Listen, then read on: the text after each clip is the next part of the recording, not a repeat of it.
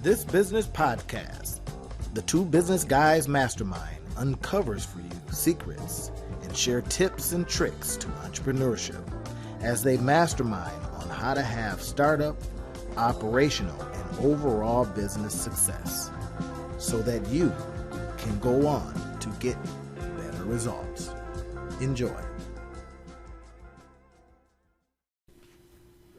Your business deserves your best try, and you gotta try to make some money. Listen in as the two business guys talk about whether you are trying to make money in your business or not. Enjoy. John, hey man, I tell you, this topic today is going to be a doozy, and it's probably going to make some folks mad, so y'all get ready.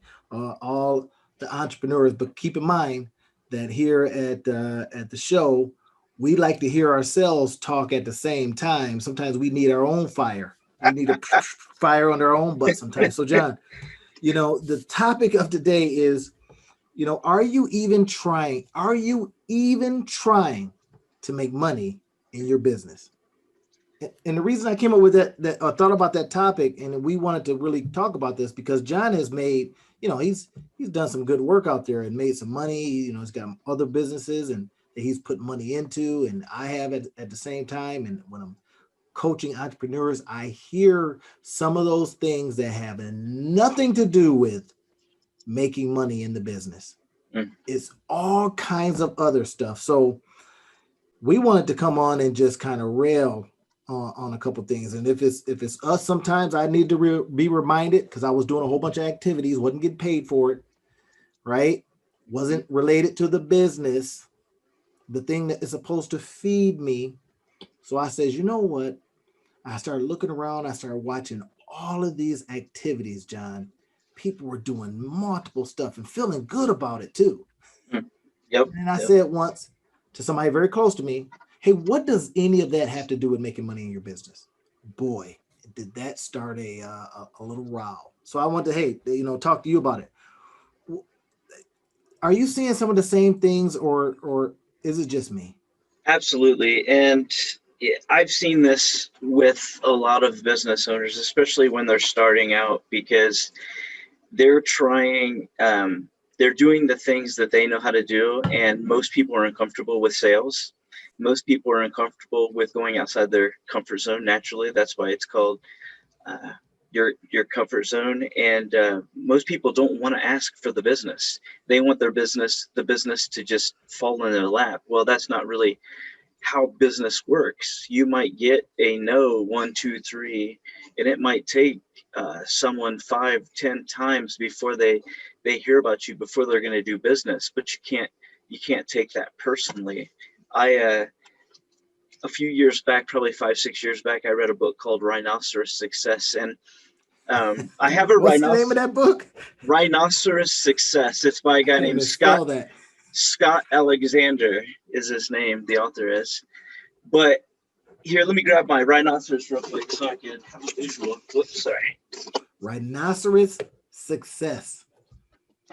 I tell you, I'm already going to like this conversation. Rhinoceros Success. I suggest that a rhinoceros has some kind of skill set or something that they do.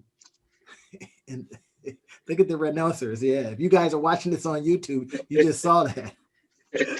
So what he talks about in the book is, sometimes you're going to ruffle feathers as a business owner. Sometimes you're gonna get comfortable. And what happens a lot of times, and I see a lot of business owners, they tiptoe around things.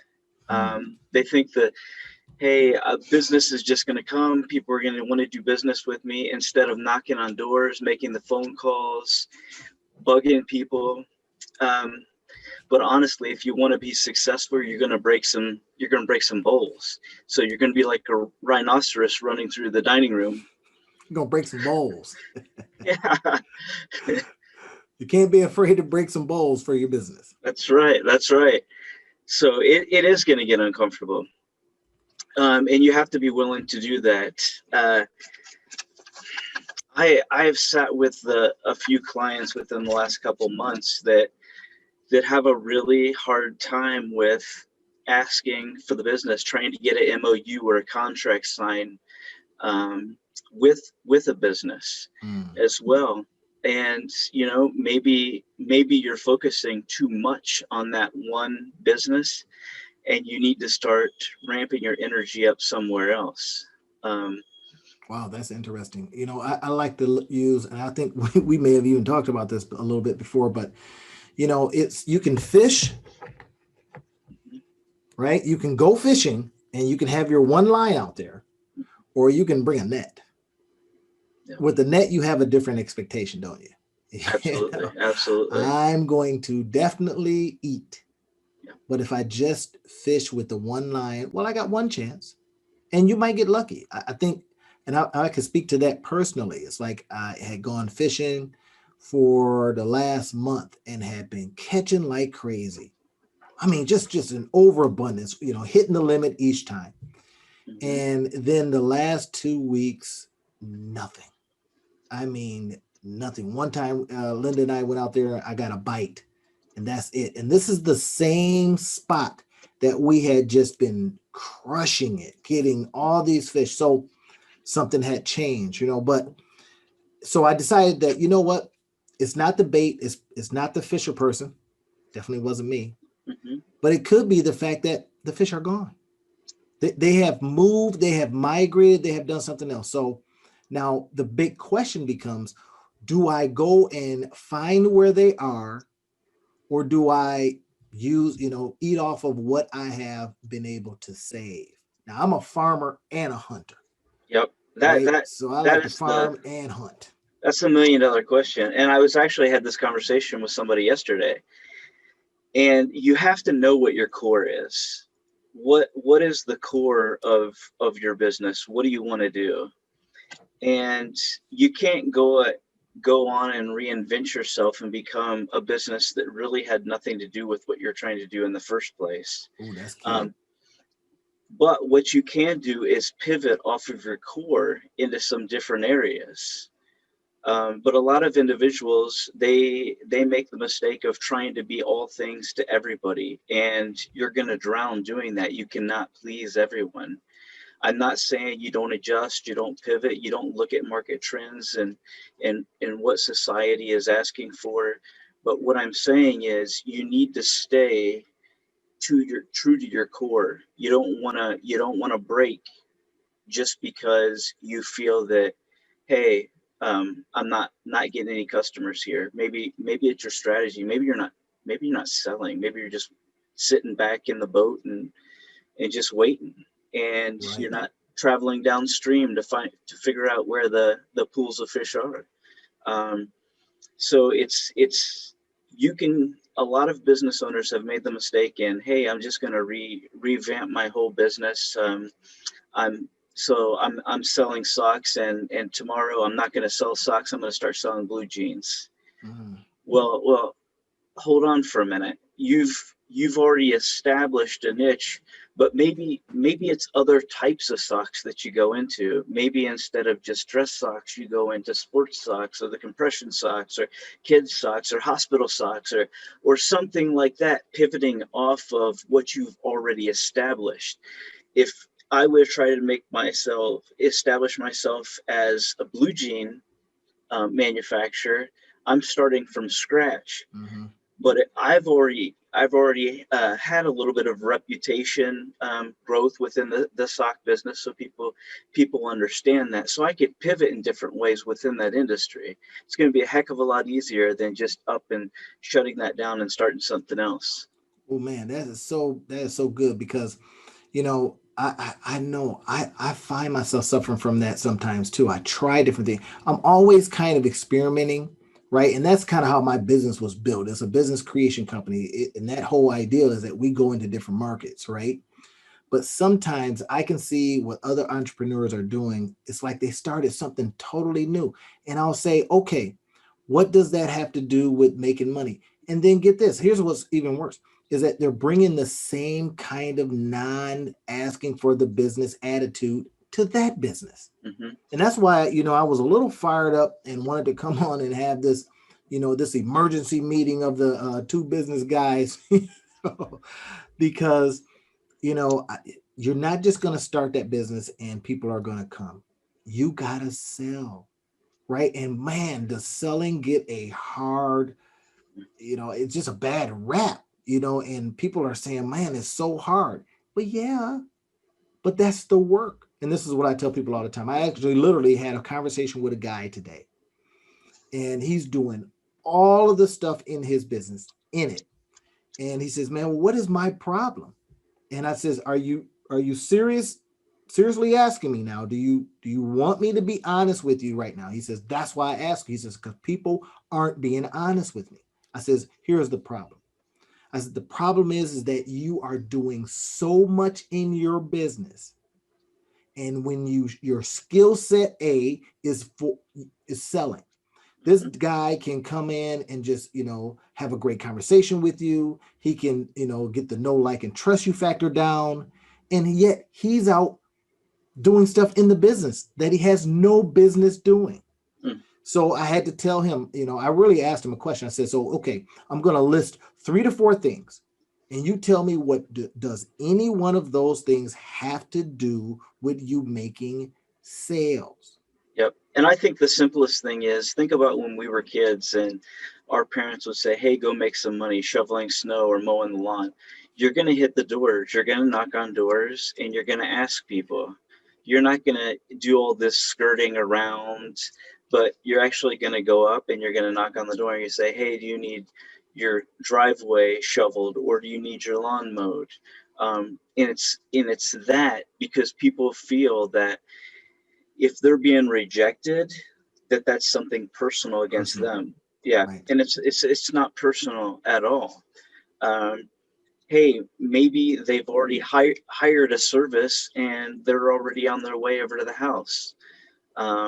Maybe they're making their kid do it for free. I mean, Mm-hmm. there's so many other reasons. It has nothing to do with you. And we have to move on and be able to go to the next potential customer and do the same thing with just as much enthusiasm. If I'm not enthusiastic about what I'm doing, you're not going to be enthusiastic about what I'm doing or what I'm selling you. If I'm if I bake pies and you're like, how are your pies? And I'm like, ooh, they're okay. It's a pie. No, I mean, like, heck, they're the best pies ever. I'll tell you, you can't go to any of these mom and pop stores and buy a pecan pie better than mine. Mm. Um, you want to have that enthusiasm built into it and what you're doing. You have to believe in what you're doing. So people got to be unafraid to present what it is you have. And this is something that I'm telling you guys, if you're listening out there and you're still kind of a little bit skeptical, kind of going, why are the two business guys masterminding and whooping up on us? Hey, we're just telling you, we want your business to survive.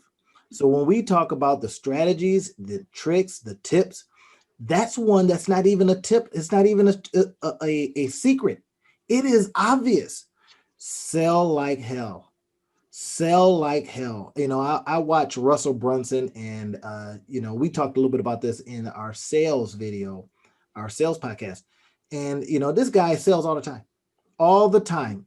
I'll watch, and he's constantly in it. And he's not the sleazy salesperson type where you like, hey, what do you want? 2 door, 4 door? What do you need? This guy is Mhm. basically saying, hey, I have a product that I believe can help your business. In fact, I'm Yep. sure Yep. of it. And he is that confident about what he is presenting. Now, that's the Yep. same with your business. How confident, and look, John, you hear us talk about this stuff and we get kind of, we wrap it around and we kind of go, listen, whether it is sales or whether it is marketing, some of that same conversation, it is the same as what we're telling you right now. Stop doing all of these other things. And you guys, you can hear how it is in my voice. I'm so fired up today. And, I'm now selling, if you will, the fact that in your business, you have to market like crazy, sell like crazy.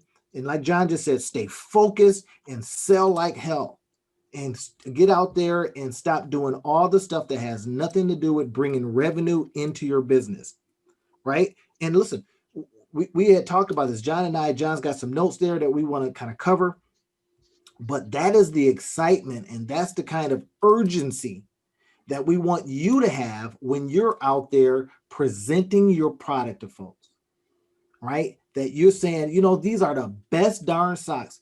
No sock is going to be like the ineffable socks. Mhm. And I've seen John's socks, and I've worn John's socks, and I tell you, not his actual socks because, well, but I have, and they're great, right? And this is beyond the message, right? And I remember we had talked about this. You thought, well, it's the message that's going to, it's the sock, brother. The sock is just darn good. I've Yeah. washed them a whole bunch of times. I think I lost a couple pair, right? And they still work. They still look great. What kind of Haven't faded. sense? What kind of sense would it make if I were to go to Malibu, or one of these tropical destinations and try to sell socks? It wouldn't make much sense at all with a whole bunch of people wearing flip flops and no socks, right? So the first thing, you have to really know your customer and what your customer needs. If I'm mowing lawns, I'm not looking at the pristine lawns that just look like they've been clipped. I'm looking at the ones that look like the Addams family lives there, and maybe their lawnmower might be broken. Maybe it's somebody who just can't get out. They work a lot, or just physically can't mow their lawn, so they have trouble with that. But I'm going to be looking for those types of opportunities. Those are my customers. And that's the key thing. You have to be able to identify who is it that is my customer, that I'm going to be able to provide value. Because if you're actually providing value, you're not just pelleting everybody with your product, because you know that your product or service isn't for everyone. You coach businesses. So if I work on the factory line at GM, you're not going to come and try to coach me on a business that I have no interest in starting. Right. And you guys, are you hearing that, guys? Listen, okay, I'm gonna calm down a little bit, all right, because otherwise I'm gonna just blow a gasket over here. But if you're listening in and you're hearing what we're through the excitement, what we're really saying is focus on that customer, scratch, dig, do whatever you got to do to find who you should be serving and serve them like heck, right? And ask for the order and ask them for friends, ask for referral, Mhm. all of that stuff. Now, if you come in and says, well, I have tried everything, I guarantee you haven't. Guarantee you have not tried everything. John, you said something at the earlier part of this podcast. You says people do things that they know, Mhm. to do. Well, Yep. get this. That's where you stop. That's where your abilities stop. What, have you reached out to someone that says, "Oh, I do this stuff in my sleep"? Well, that's the person you want. Well, that phone is glued to my ear. That's the person that you want to bring into your environment, or find a way to have them help you sell your product. Because of course, you're not going to become someone else overnight. But I guarantee you this: if you got hungry enough, you'd figure it out. Well, and think about it. There's a lot of triggering events that go on in our lives. And if you just look back to March of this year, when the pandemic was at full steam and you couldn't get a mask at a store, well, people started using that triggered event to start manufacturing masks to fill a need. There are Right. things like that all the time. The economy slumps. Housing, people are looking for rentals. There's so many things that trigger events. If you're not looking, if you just have your head in the clouds, you're never going to find it. But you have to be willing. And I have to believe that's probably not comfortable for someone to start making masks. If they were making something, if they were sewing some other type of textile together, Sure. Yeah. for something else, that probably wasn't in their wheelhouse. But they thought, hey, you know what? With my skill set, with what I'm doing, and the materials that I already have on hand, I can do this. I'm going to step out of my comfort zone and I'm going to try this. Hey, I might fall flat on my face. Nobody might, I might not sell one of them, but I'm gonna take that leap because I see an opportunity within the marketplace right now.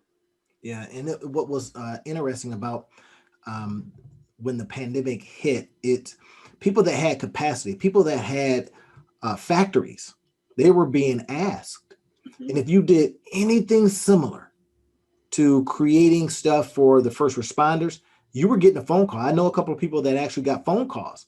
It says, "Hey, listen, you actually make alcohol. Hmm. Could you make?" I mean, she infused alcohol in her product. Could you make, hand sanitizer? You know what she said? Absolutely. Hmm. She got a huge contract, right? And I don't want to say who it was. I don't want to, betray any confidence, but she got a huge contract with a absolute behemoth. Now, and she had said they wouldn't even talk to me 2 years ago. Hmm. She said, I tried to get in, kind of doing a little thing because I figured that same thing. Hey, I make alcohol, so I could probably make something else. And they were like, nah, we're cool. And then all of a sudden, this pandemic hit. And do you think she's going to sit over there and go, nah, you know what? I think I'll get you back. I won't.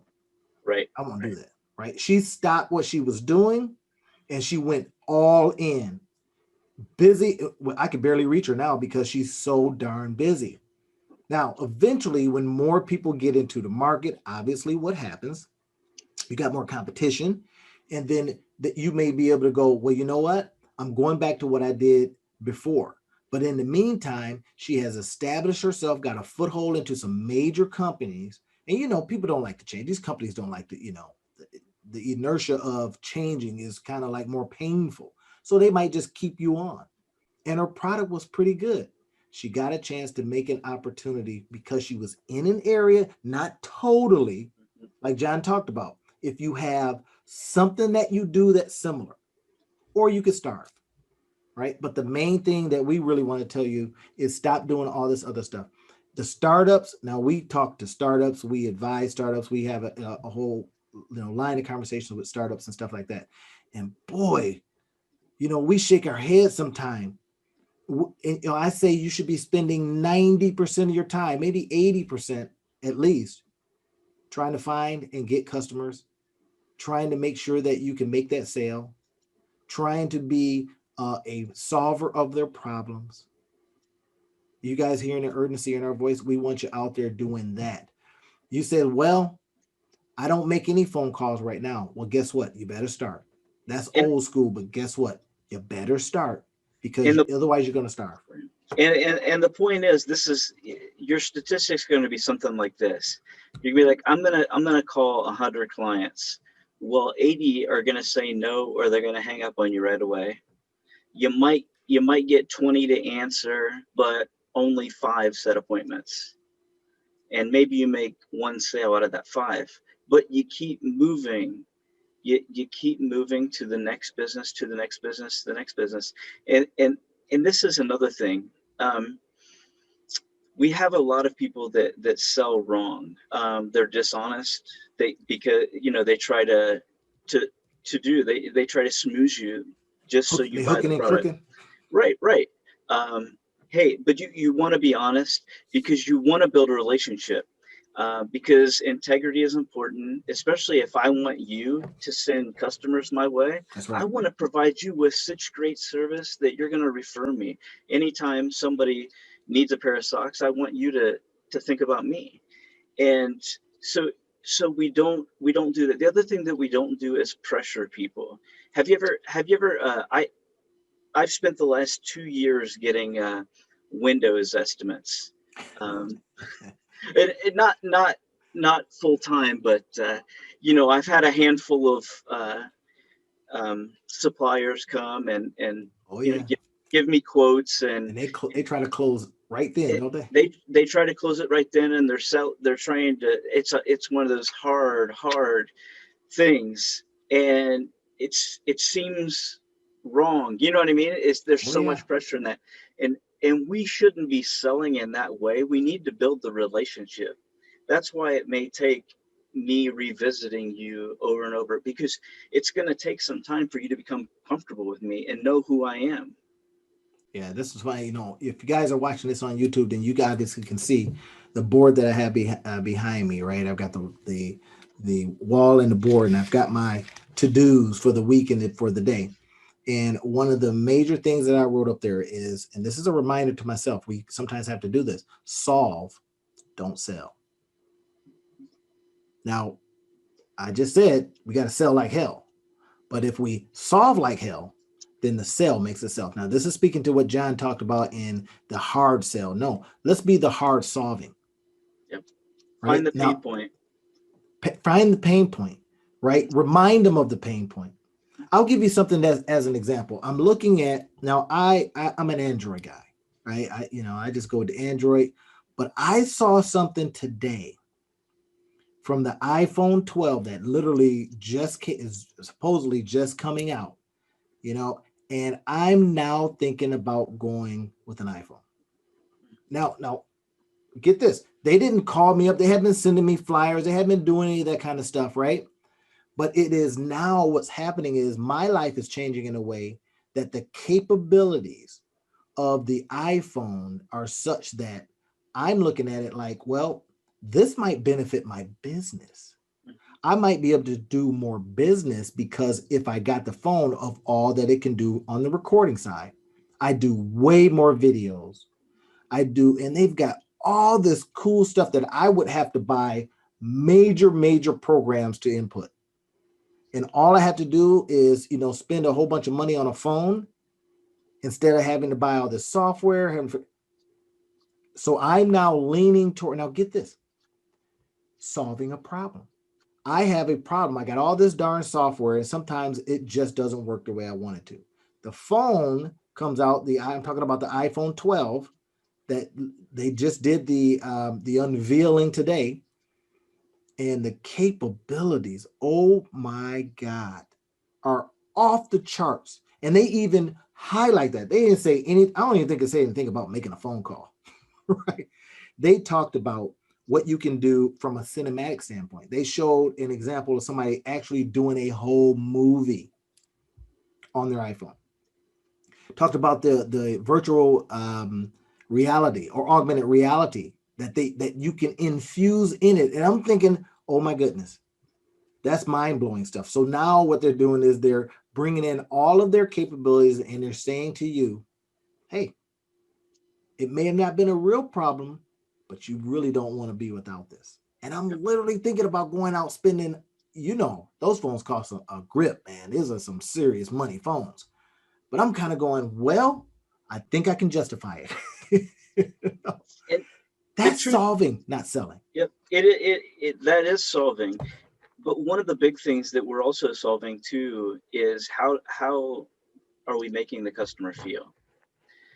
iPhone does not make the best telephone, uh, whatever you want to call it, technology device. McDonald's doesn't make the best hamburger. Pizza Hut doesn't make the best pizza. Levi's doesn't make the best pair of jeans. Nike doesn't make the best shoe. But how do they make you feel? Mm. And that's the one thing that we get lost in. We There's a reason why we go to all those places. They make me feel, they provide me with service, whether it's quick, whether it's cheap, but it's something specific. iPhone is a status symbol. um, Nike, the same type of thing. Not the best shoe on the market, not even the best tennis shoe on the market, but they make you feel a certain way, and you feel like you can leap like Michael Jordan every time you put on a pair of Air Jordans. Right. Um, and and that's what brings us back to those types of things. If I get like a certain guitar and I knew that, hey, that's the type of guitar that Mick Jagger or Eddie Van Halen or Jimi Hendrix used, then it's going to make me feel like that way. It's that connection. And it's the same thing with any. That's why they have celebrity or athlete endorsers, is because, hey, when I hit a tennis ball, I want to feel like Roger Federer, or Pete Sampras. um, and it's the same way with anything else, whatever product or service that you're providing. Yeah, and what a lesson that is, right? It is, and this is one of the tips, right? It is selling the feelings, selling the status. Now, there's something that, and get this, it doesn't always have to be, the best product, and I'm gonna use an example here, and I hope you guys don't call me up and say, our stuff is awesome. It's $5 jewelry, but the paparazzi folks crushed the game. I literally was doing some, I was, kind of masterminding. I was just trying to mind the strategies of one of the top sellers in the paparazzi game, right? And how she built her business. She came into it with zero knowledge, zero nothing. She didn't have an upline that was, she didn't get inherited nothing. She went out there and crushed it. $5 jewelry. And now what I was listening to is she was showing people how she did it. And I was amazed at how she just would come on, and the fire in her eyes for this $5 jewelry and presenting it to you. It was magnificent. It was a master class in how to present something that doesn't have to be statusy. It's $5 jewelry, but it's still, because of the way she presented it and the way you felt. She was selling to, and she even knew that. She says, look, a lot of this is impulse buys. When we're presenting the jury, we say something, we get them all fired up, and they buy it on impulse. And because you say, hey, it's $5, you buy it. Now, think about that for your business. How can you sell to feelings? What are people really upset about? What are they tired of? What's not in their life, not what they need. Forget that. Selling to need is, that becomes a commodity. You got to sell to wants. You got to sell to desires. You got to sell to something they might be ashamed of and don't want other people to know. You see where I'm going with this, guy? You got to get out there and scratch and dig and find out. Not just, now we're going a little bit deeper than just solving problems or presenting opportunities. We're now getting into the psychographics of folks, but that's a part of the process. If you've been sitting back and you've had a good clientele, a loyal clientele, they've been coming to you, right? And all of a sudden they're gone. You got to now develop these strategies, right? You got to now get out there and hunt. I love to use this example, John, and if you could just indulge me for a few seconds while I go, continue on this rant, is sometimes, we talk about being the farmer and the hunter, right? And for a long time, I was a farmer in essence, not really, but I like to save, I like to plant, right? And I had a buddy that was a straight up hunter. This guy hunted, hunted, hunted, hunted, right? And when the hunting season went to heck in the handbags because the economy went down, he had nothing planted. Now I was sitting pretty good, right? I could go, go to the stores and I can go and say, hey, look, I got some stuff that's saved up, right? I was okay. He was calling me every now and then. Hey, can you help me out a little bit? No problem, right? But then when I became a straight up entrepreneur, I had to now learn how to hunt. Didn't know how. I was like the lion in the zoo. If you guys have never heard this before, you probably heard it in some of my books. The lion in the zoo that got fed at 8 in the morning, 10 and 2. And now the zoo is closed. Now what happens? The lion does not know how to hunt. We don't want that to be that situation for you. We want you to be able to develop these hunting strategies. Get out there. John told you, you got to make more than 30 phone calls. You may have to make 300. 300. Oh, 300. Put your earphones in, your earplugs in, right? And start calling folks. Start doing whatever you need to do. And again, you don't have to hard sell, right? I'm not hard selling, but hopefully what I'm doing is suggesting to you a certain energy and suggesting to you a certain fire and urgency that, yep, you got to develop some different strategies. You got to become the hunter if you're a farmer. That's all I'm saying. Thank you, John, for indulging me on this Oh, today. no, no, absolutely. I think, and I'm sitting here thinking when you're talking about, I think that's what happens to a lot of individuals who come out of a very comfortable workspace. 40 Mm-hmm. hours a week, Mm-hmm. I'm getting the same check every week. Well, being an entrepreneur, there's no guarantee. I might have, it's feast and famine. Some weeks I might not make anything, and while other weeks I make my whole month. Yeah. Um, and it's that discomfort of knowing that, hey, my food is not going to be placed in front of me. I'm going to have to go out and find that. Yeah. Um, that I think really really is very uncomfortable for most people. Yeah. And there's no check at the end of this week. And that I struggled with that when when I gave my job back to the economy. It took me, and I kid you not, it took me about 2 years to develop a hunger. I mean, really, to develop a hunger because I was, I had some savings and everything was good. And I was fooling myself. I was fooling myself. I was assuming that if I build it, they will come. And the pandemic reminded me that ain't happening. And by the way, there's millions more competition now. Hmm. And I'm telling you, I says, I'm throwing everything I've done in terms of how I've approached business out the window.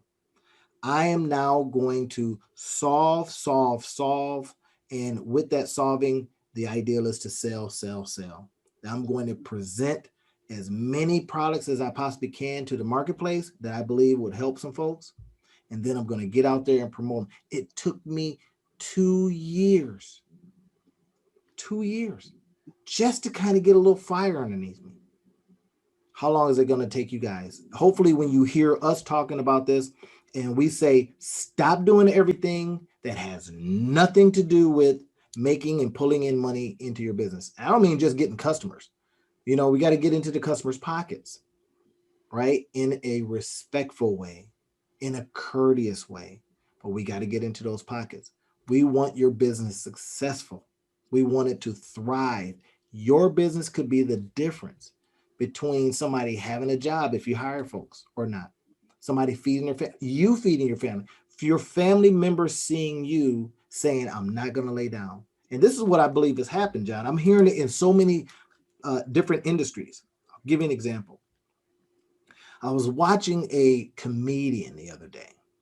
Right now, this is this is pandemic time, and this comedian said, "I don't feel that I have to perform anymore, and I'm tired of having to show up and ask for a gig. Hmm. I think that guy's gonna starve." And it was because, get this, he didn't feel, because he had risen to a level he thought that it ensured him the call. Hey, we want this guy. And right now, nobody was getting calls. And he's like, well, I don't know if I want to go out and hunt. I'm tired. I'm older, whatever it is. So we're saying to you, don't let that be you. Don't be Blockbuster and get Netflix. Let's not do that. Right? John, let me ask you this. And we got a couple minutes before we have to kind of wrap up. John, did you ever see the movie? I think it was called Croc, or is the movie of Ray Crockett. I did not, but I know Ray What was the Crockett. name of the founder? Or I can't remember the name He of the bought, movie. yeah, he bought McDonald's off the McDonald brothers. He was their milkshake salesman who Yeah. took it to new heights. Yeah, And he but had I started all kinds of businesses, right? Tried different things, and it just wasn't working out until he connected with somebody who had something that worked out. They had a degree of system, they had a little something, but it took the combination of the platform and this guy's ability to get out and sell. He was just selling the wrong product until he wasn't. mm, So, guys, think about this. Are you selling the wrong product?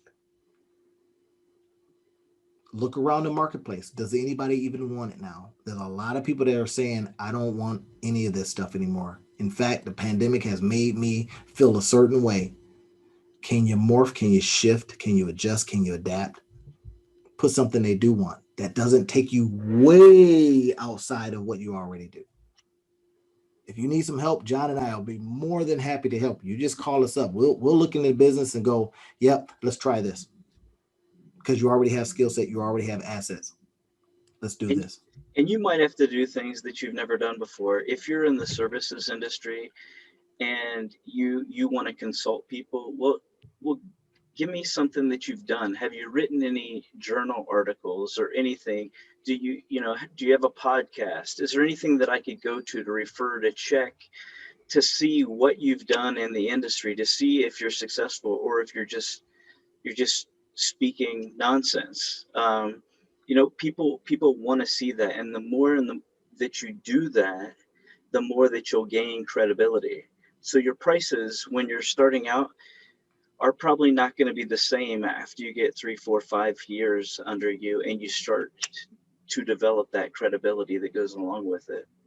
Wow, that is such a good thing. That's like building your base, right? I tell people all the time, start with the information business. Start with the information. Whatever it is you're doing, start creating information.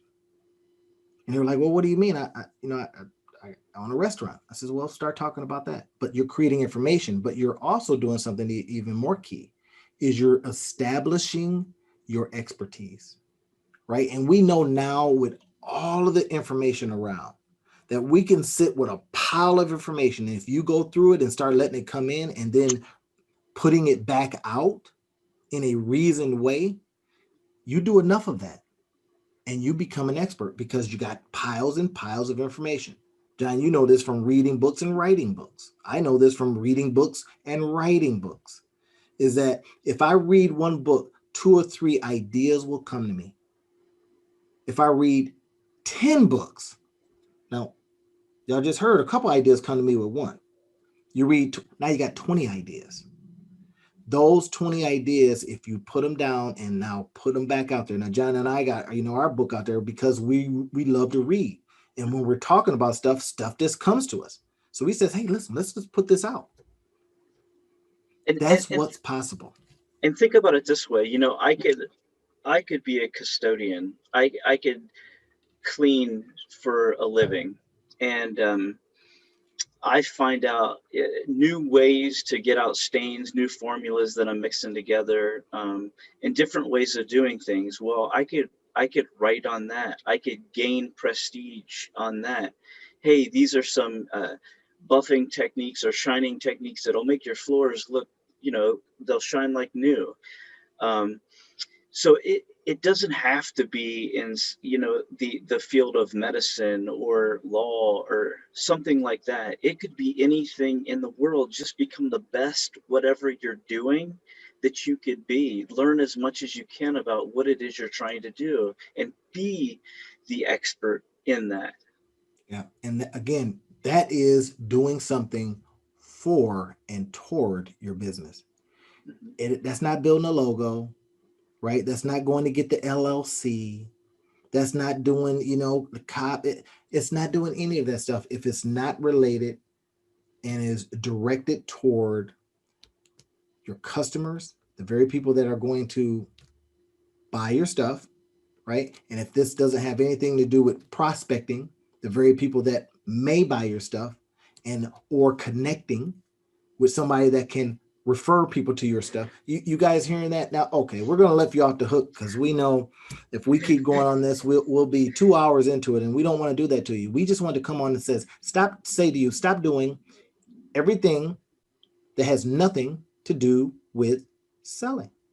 If you go and count your inventory every day and you're not doing anything to get rid of your inventory, well, your inventory is always going to stay the same. You're never going to make a dollar. So you can audit that every day, and that's all you do your whole day. You can Right?